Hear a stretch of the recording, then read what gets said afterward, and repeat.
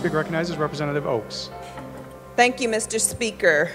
Under the legislation we are currently considering, House Bill 4295, the Saginaw Public School District, Bridgeport-Spalding Public Schools, and the receiving school districts of Inkster would be reimbursed for costs incurred to maintain, securitize, insure, and demolish school buildings they acquired under Public Act 96 and 97 of 2013, which involved the dissolving of Buena Vista and Inkster Public School districts this past summer.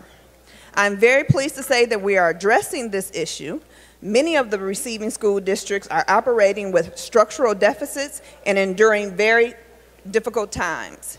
It is imperative that we assist them with this difficult transition. Having said that, I have concerns regarding the scope of the legislation in addressing this issue. These school districts have incurred a great deal of transitional costs through the consolidation under the Public Act we passed.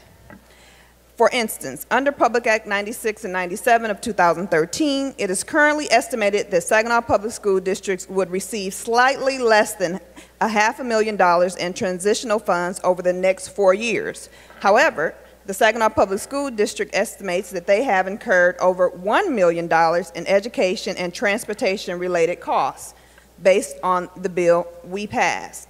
Simply put, the 10% increase in foundation allowance under Public Act 96 and 97 of 2013 is not sufficient in addressing the transitional costs incurred by the receiving school districts.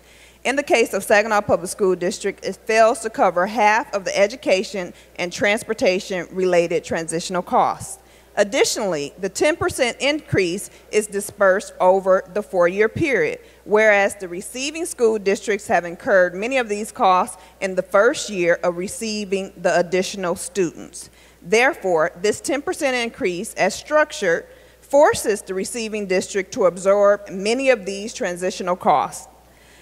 This amendment would increase the total appropriation from $5 million to $8.1 and expand the designated use of the grants to include transportation, busing, and education-related costs.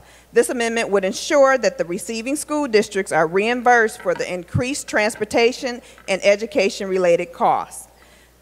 I respectfully request your support in assisting the receiving school districts with transitional costs they've incurred as a result of Public Act 96 and 97 of 2013, which may be viewed as an unintended consequence or collateral damage. This amendment would modestly increase the total appropriation from $5 million to $5.3 million and expand the designated use of the grants to include transportation and busing related costs. This amendment would ensure that the receiving school districts are reimbursed for increased transportation related to costs they have incurred under Public Act 96 and 97 of 2013. This amendment would also ensure that the funds are appropriated in accordance with the legislation by designating the Intermediate School District Act as an intermediary in reviewing, approving, and managing all contracts and grants reimbursements under the Act. I respectfully request your support in assisting the receiving school districts and with the transitional costs they've incurred as a result of Public Act 96 and 97 of 2013. Thank you, Mr. Speaker. Thank you. The question before the House is on the adoption of Amendment 1G. The clerk will open the board.